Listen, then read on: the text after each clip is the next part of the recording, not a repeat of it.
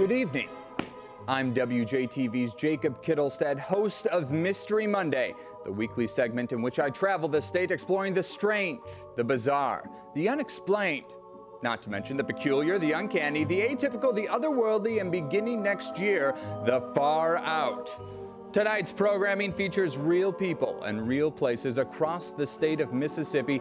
Their stories are guaranteed to send a chill down your spine, or at the very least make you say, that's interesting. So without further ado, let us begin this evening's presentation of televised terror with a trip to the Mississippi Delta, where I investigate the legend of a mysterious old woman and the fiery vengeance she brought to a town more than 100 years ago. She was mean and she was ugly. No one knew anything about her, but they loathed her nonetheless. And they hated her so much they didn't even give her a name. But they called her one thing, murderer. Vay barber Gregory McGraw now plays the role of the old hag, mostly to educate school children. But oddly, it's her family that for generations has cared for the cemetery where the Witch of Yazoo is said to be buried. Her portrayal of a killer. She had taken her arsenic. She had poisoned those men. Might be mistaken for possession by a demon woman run into the swamp before the turn of the 20th century. Just before her ghastly, pock-marked head was about to go under, she shouted these words, "I shall return. Everybody always hated me here. I will break out of my grave and I will burn the whole town down on the morning of May the 25th, 1904. And sure enough, as the story goes, the witch's wrath returned. The fire spread onto Main Street and went north on Main Street. The library did not burn. Surviving pictures at the library show the devastation. Fire displaced up to 3,000 people, 324 buildings burned, and stories tell of the witch breaking free. The day after the big fire of 1904, several citizens visited her grave. The chain had been broken, as if by some supernatural strength, who was half ghost and half scarecrow, but all witch. But this myth didn't get widespread attention until the release of this book, Good Old Boy and the Witch of Yazoo by Willie Morris. In one passage, he describes what this witch may have looked like at some of the last moments of her life. Wearing a black dress caked with filth and cockleburrs, had turned her face up to the ceiling, waving her arms in demented circles all the while. Well, it's intriguing. It's a good story. It creates interest. It creates interest in our town. International Order of Oddfellows. Charlie Carlisle, who helps with the tour, Same change, yes. say city historians agree the grave, with vandalized chains, belonged to a member of a fraternal order, not a witch. But above ground, it can't be verified. It's almost fitting that that same fire destroyed early burial records. The story's author, Morris, well, his grave is found 13 steps to the south of the witches, where McGraw still feels the hag's presence and where she lived. On the river, right on the river. Why do you feel like she lived there? Intuition. Exploring the unexplained on Mystery Monday, Jacob Kittilstad, News Channel 12.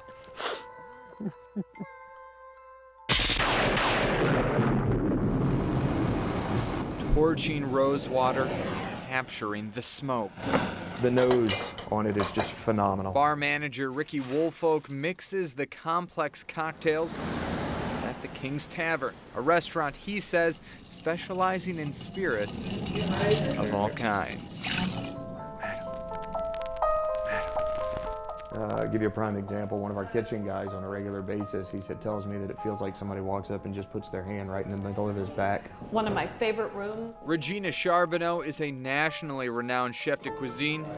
Small batch and not made in large bulk. She's also the building's current owner. Madeline's Room. A title in questionable company. It actually dates back to 1789.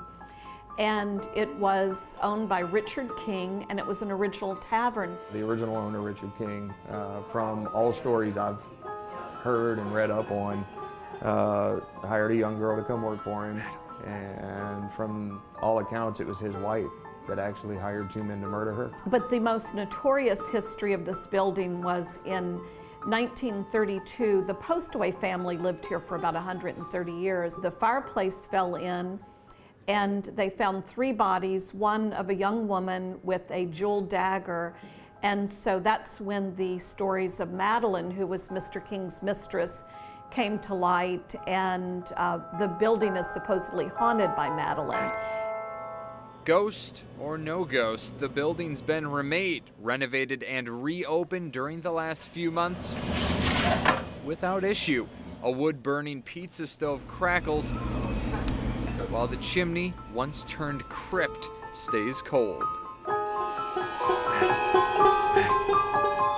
But the real question is now, do the employees who work here actually believe that this ghost, Madeline, exists? You know, I was not a believer originally, but there have been a couple of incidents, and the most bizarre incident that I had was the other day I was waiting for a refrigeration person to come repair a refrigerator, so I was going to text him that I would open the back door. When I picked up my phone, the word ghost was in my text box, and I know you can kind of explain that with like hitting buttons or predictive text or whatever, but it is the most strange thing that's happened to me. Antica formula vermouth. For others, there's an actual aura. And just intense feelings of sadness and dread, and it's really weird. It'll come on like lightning and then hit you like a ton of bricks, and then it's gone.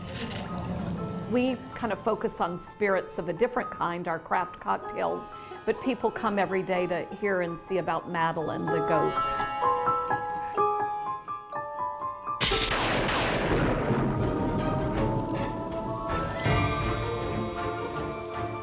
Don't stray too far into the astral plane. More of a Mystery Monday Halloween specials coming up right after these messages.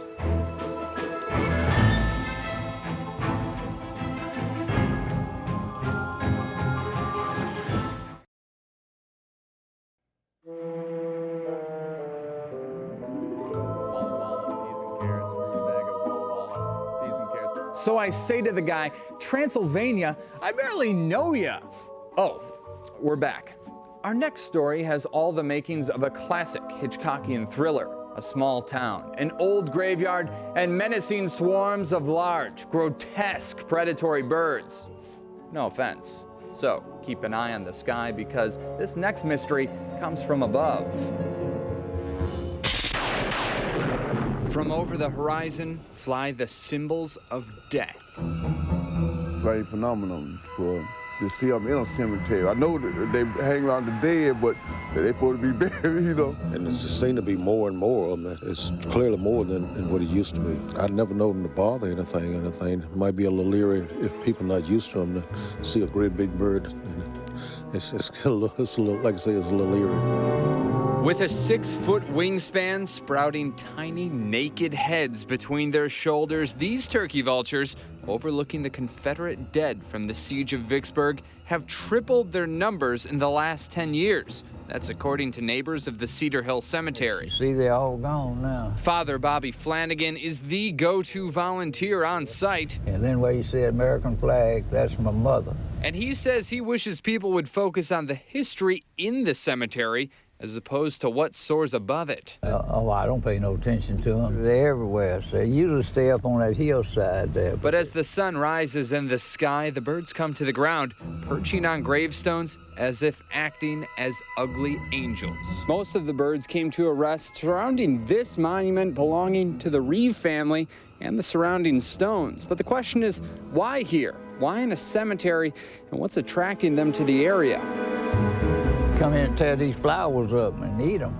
I don't think I know what they're doing. They're destroying good flowers. Cemetery management does not kill the birds. In fact, some types of vultures are federally protected.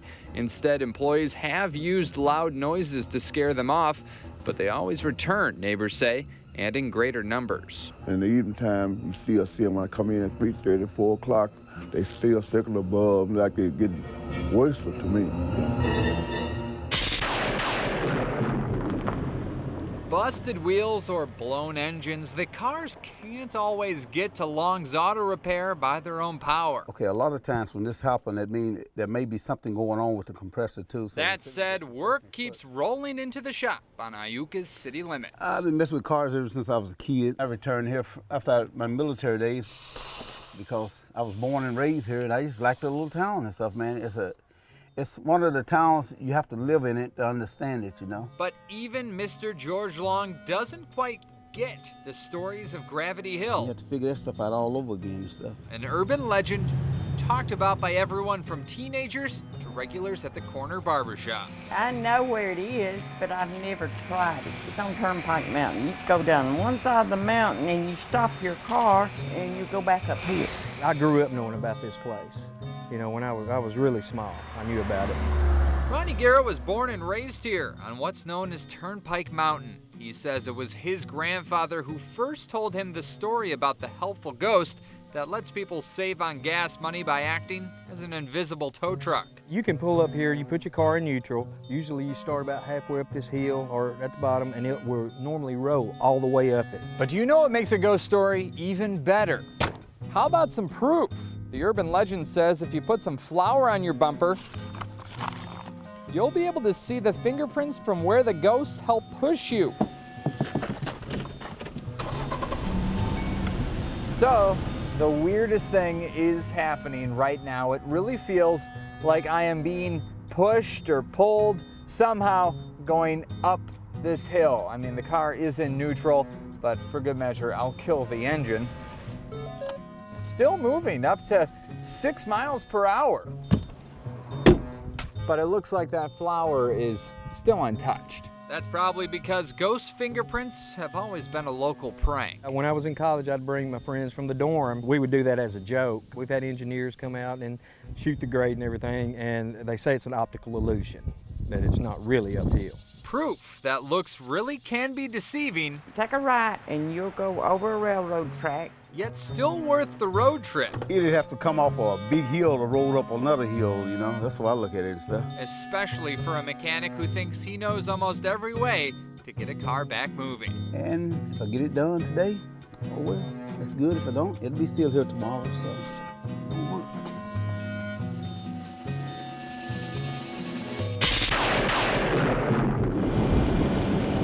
Construction just off Capitol Street might remind you of an archaeological dig just before entering the old Capitol Museum. And beneath its giant rotunda, a small wooden sarcophagus greets incoming visitors. Vacant eyes above a sleepy smile stare out of a window in its door. And it certainly begs the question, what does a mummy even have to do with the state of Mississippi? You know, when you go to the state fair, there's all the rides and agricultural displays, plus the oddities that you see down there, and we think it just is so fitting for us to bring out the mummy every year. Clay Williams is director of the Old Capitol Museum. He says the state's owned the mummy far longer than he's been alive. The mummy was donated to the Department of Archives and History in the 1920s. and was thought to be a 5,000-year-old Egyptian princess. And it used to be a very, popular thing for people to see. Yeah, you see the teeth there, the shape of the head, the rib cage. People would go to church on Sundays, and then after church go to the state capitol just to see the mummy. And one of the people who saw it, a young student at UMC. Well, let's see, I would have been 21. Well, he was allowed to get up close and personal. We phoned Dr. Gentry Yateman. He signed this paperwork. He grew up in Starkville, but now lives in Washington State. He's a retired pediatrician, but back in 1967, he studied paleopathology, and he offered to do an autopsy on the mummy. But first of all, she assured me that it had been examined by the state archaeologists and claimed a young maiden approaching maturity, and that it was definitely real. Did x-rays and immediately saw the wooden frame. Obviously, a mummy would not contain the nails. It was a dummy mummy full of paper mache, newspapers, nails, boards, you name it. It was fake. We found the Milwaukee Journal from 1898, and we found some German newsprint. The museum's director at the time of the discovery took the news well. She wrote an editorial using the term dummy mummy, and it stuck. Now museum workers bring it out every year around Halloween and the state fair. After all, the mummy hoax is suspected of being started for a sideshow at another fair somewhere around Wisconsin. There are still visitors who come to visit who still don't know it's fake, and they have to come in here and read our text panel and see the copies of the x-rays, and then they kind of see it's fake and they never knew.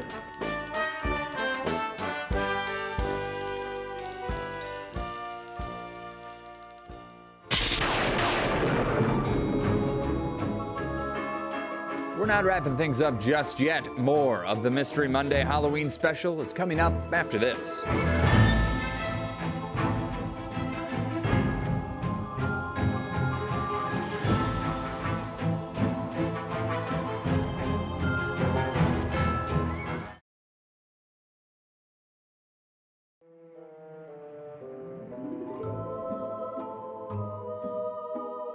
Welcome back.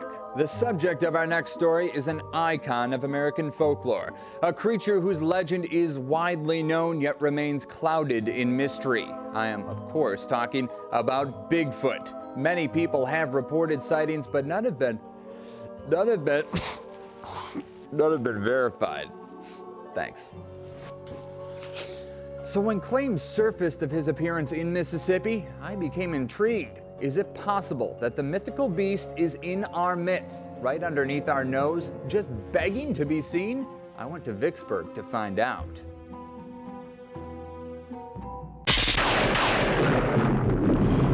Again, 9 inches long. The toe spread is 6 inches across. Upon digging up this plaster cast of a footprint, images of the would-be creature that made it flashed through Peyton Lassiter's mind. The impression of the print looked very deep into the ground. That, you know, basically showing that something, whatever did it, actually had significant weight to it. That's it. I mean, it was just so defined. And because it looked so unusual, I felt like it was important, you know, just to salvage it. And again, on the underside, you can see that curvature of each toe. After pulling the cast out of the mud, it became obvious that it didn't resemble anything that, you know, any typical animal that would be in these parts. Lassiter says he found the single footprint within the city of Vicksburg, less than 3 miles from the National Military Park. He didn't know it at the time, but less than 1 year ago, this place just has so much vegetation in it. Another man, a paranormal researcher, had a sighting of the thing that could have made it. I was just snapping pictures, you know, and next thing you know, I heard a noise in the woods, and right over there at the wood line close to that swing set, it stood up and then just pow, bolted off. Animals are smart, just like deer. You'll see a lot more deer in the military park and a lot more, you know, wildlife game because they're safe there. They know nothing can harm them. So their stories seem to line up. But what if the print isn't from a Bigfoot-like animal? What if it's a bear claw?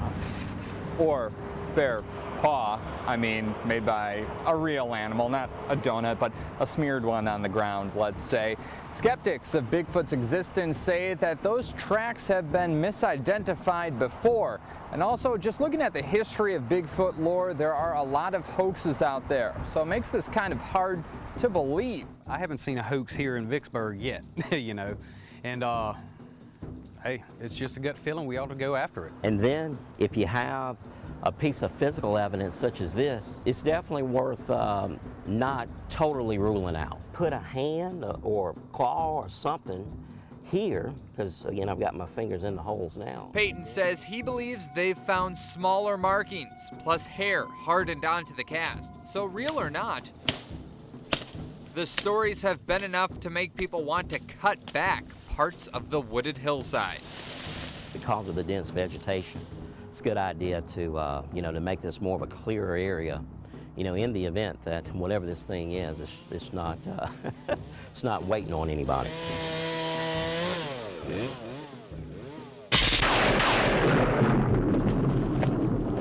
Armed with his .22, Matt Hugh Harrell was coon hunting when he saw the glowing red eyes in the hay. This wasn't, I mean, he wasn't lunging.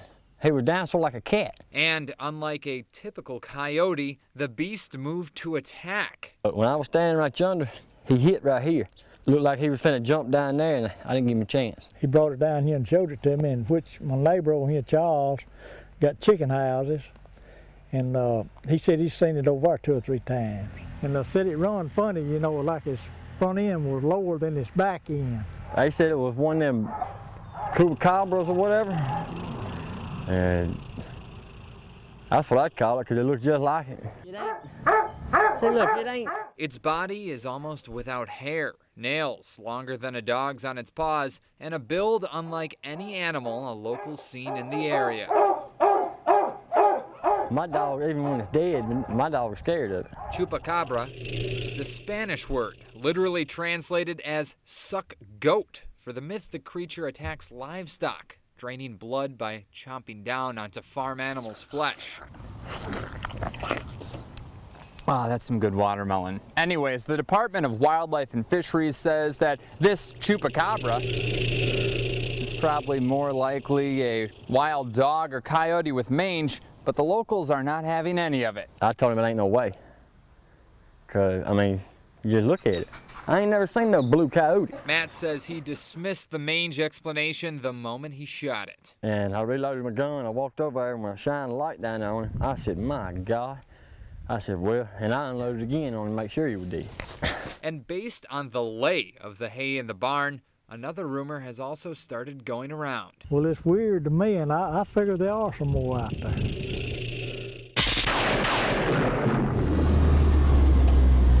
The hunting land, well, it's just a short drive out. Yeah, it's a good many deer. Nothing uncommon to come over and see 8 or 10 in the evening. But after seeing recent pictures, Rainer Shaddle says he doesn't know what's visiting his property, and he doesn't know what it could be hunting for. And then the next frame, the 2 lights were real bright and big, like headlights on a vehicle, but they were about 15 to 18 feet in the air at about 40 yards from where your this camera is. I noticed that there was a light that I could not determine exactly where it was coming from. Edith is Rainer's wife. She's the one who noticed the shining lights resembling headlights while looking through images captured February on a Cumbus Bluff trail cam. She says it's like nothing she's seen in the woods, a place where she's spent a good amount of time. I have a Browning 308 and I have a Browning 243. I've probably killed the most deer with my Browning 243. To me, a UFO is an unidentified flying object. Now, whether it's associated with aliens or not, I don't know the answer to that. When they first come out with cameras, I wasn't too much into them, and my son was. It lets you know a lot about your land, what goes on. There's a lot at night goes on in the woods that you would have no idea. And the Shaddles have these cameras set up to take an image every 3 seconds as long as it's detecting motion in front of it. That means it's getting pictures of pretty much anything that walks on by. We started really, flashing back and forth. What is this? Trying to figure it out. We just thought it was something very unusual. It wasn't the nice buck that I was looking for. But it is possible the lights could be from a doe, or at least its eyes. Dropping the dots straight down show it could make sense the lights are reflections from the deer's eyes. The camera uses invisible infrared light for a flash so it doesn't scare animals away, and manufacturers report occasionally images can get jumbled. True enough, even though I've had thousands of pictures over the last 8 or 9 years with cameras, I never saw one reflect eyes like that, but even if that was eyes reflected, it doesn't explain the object that was up in those tree limbs. You could see that it was in the tree lines, and that's the one that I just wasn't sure what it was, if it was a drone or just what it was. Kind of a transparent looking something that seemed to be suspended in the air, almost like a partially open umbrella to me. New sights to go along with the wildlife for the Shaddles, who've lived on the property 41 years. It looked like you would typically think of a flying saucer.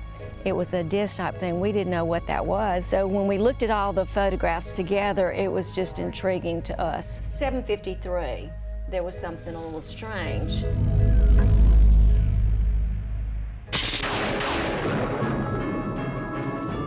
Be on the lookout. More of our Mystery Monday Halloween special is coming up.